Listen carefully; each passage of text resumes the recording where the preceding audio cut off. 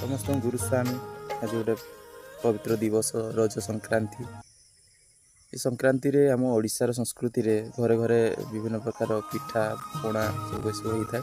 तेज आज आम कौन हो चलते देख आज दिन भाई आश्रम आमर बहुत उत्सव पूरा बहुत बढ़िया हो आमर तो भाई गाँव में तो एमती किसी भी कर खाईदे कथा कि आश्रम जाइए बहुत भल होता था।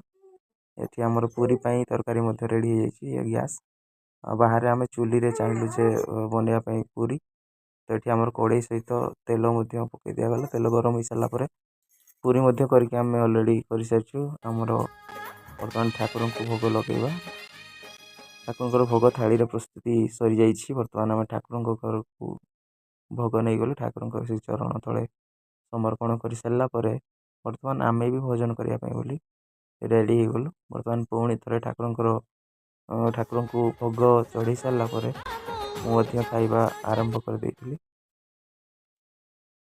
खाइबा बहुत सुंदर होता आज रही भाई गुरुस्वामी आशा करी समस्ते भल रही आज रज दिन।